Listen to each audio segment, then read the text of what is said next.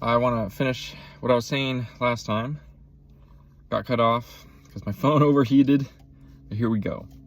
If we only ever took what is true to mean what has been proven already, we'd never make a lot of progress. We'd make no progress, essentially. Like, if you really think about it, like, what does it even take to postulate, what if this, right? Like, what if, I guess, like, what I'm kind of trying to say is, like,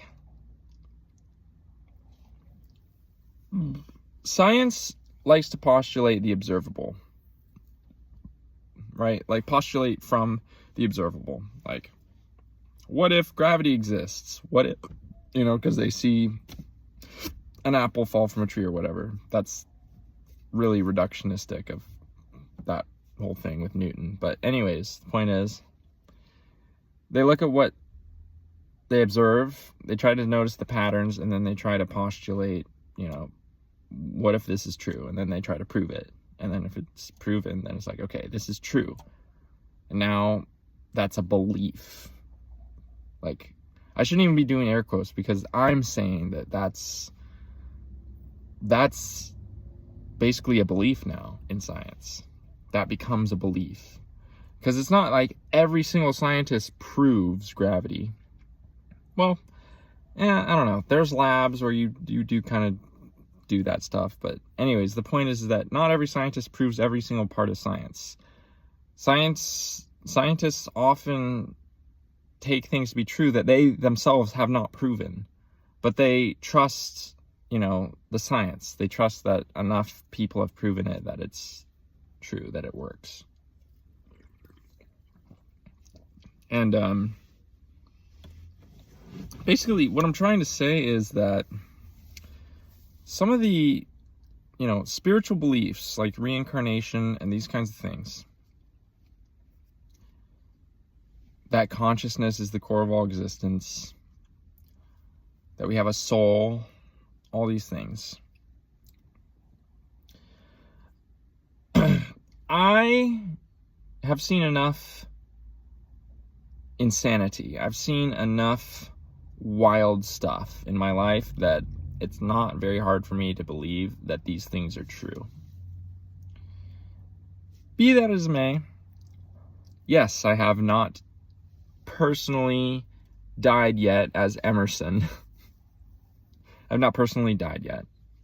So I don't know truly what happens after death because I'm here right now, right? So I don't truly know. Yes, it is in a way a belief. But as I said before, a lot of things, pretty much everything is basically a belief if it's not happening right here, right now. That includes all of science.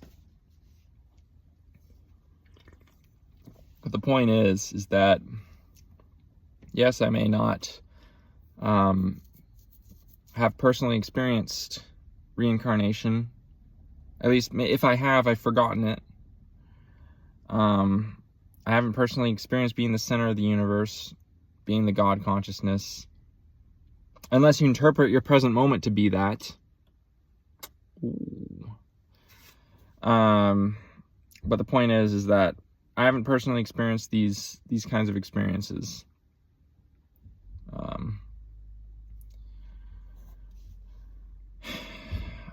But in the East, yoga and meditation, they're a science. They really aren't based on faith. They're based on personal, direct experience. And it's happened to so many people. So many people have had a spiritual experience. So many people have had an experience of being in contact with something divine. Something that's beyond words, beyond limitation. And themes have been drawn from the stories that are told by these people who've had these direct experiences. So in a way, religion is just like science. Spirituality is just like science. We take these things to be true because it's been directly experienced again and again and again by others. And then we have faith as scientists or as spiritualists that these things really happened, that these events really took place. And we can then, if we have faith in that, then we can perhaps get there ourselves or make a contribution ourselves to the field, whether it be spirituality or science.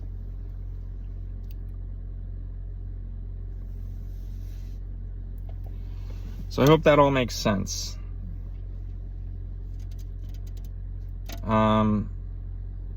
The other thing I wanted to mention is that I think that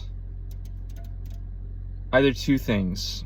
Either the core of what we are is unprovable because it's paradoxical fundamentally, and it's strange loop. It is a strange loop fundamentally, so it can't be proven.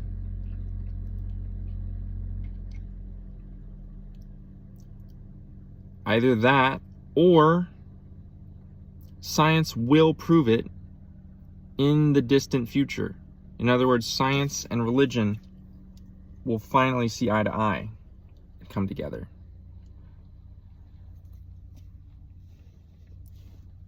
So I don't want to live a life where I'm not allowed to believe things that I haven't personally experienced.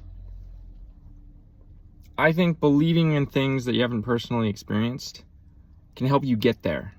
It can help you get there yourself. It can provide a direction, right? Imagining yourself as a CEO to your own startup company. You know, no one's going to say, you shouldn't believe that. You shouldn't believe that's possible because it's not proven. It's not happened to you. It's not happening to you right now. So why would you believe in that? But these people are fools. Because believing in something in the future is one of the most powerful things you can do. You're creating that reality in the future, and now you're just walking towards it. If you believe it strong enough, if you truly believe that that is your future.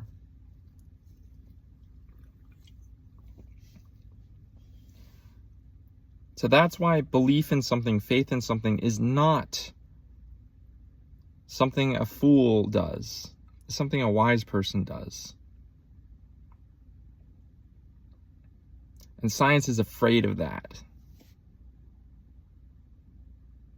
Because science's axioms are not based on that. Even though there is a lot of that happening in science. Science tends to disregard it. Science doesn't want to admit that that is happening in science. There's a lot of art, there's a lot of fuzziness that goes on in science that is kind of taken for granted, in my opinion.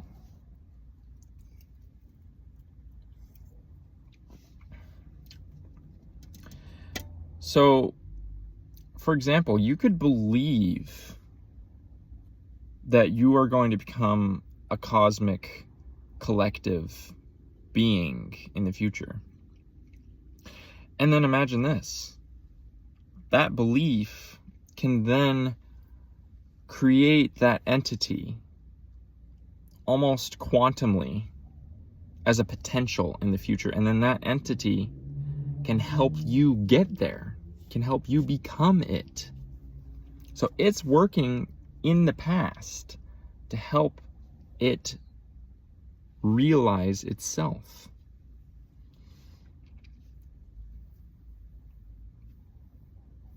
I think that there's a lot more that's possible than science tends to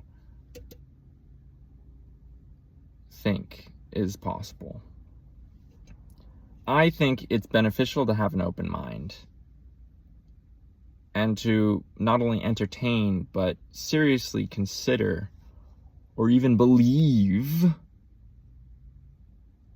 certain things that are not proven yet, and may not even be proven for a while, for a long time, or may never be proven.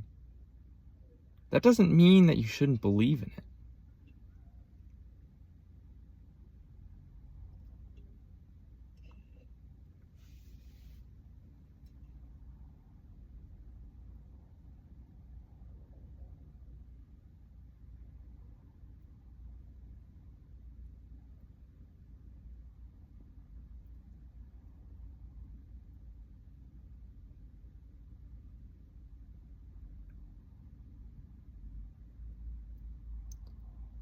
Thank you for listening.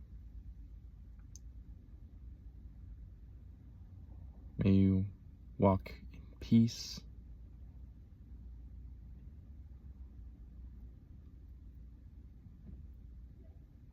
And may your greatest dreams be realized.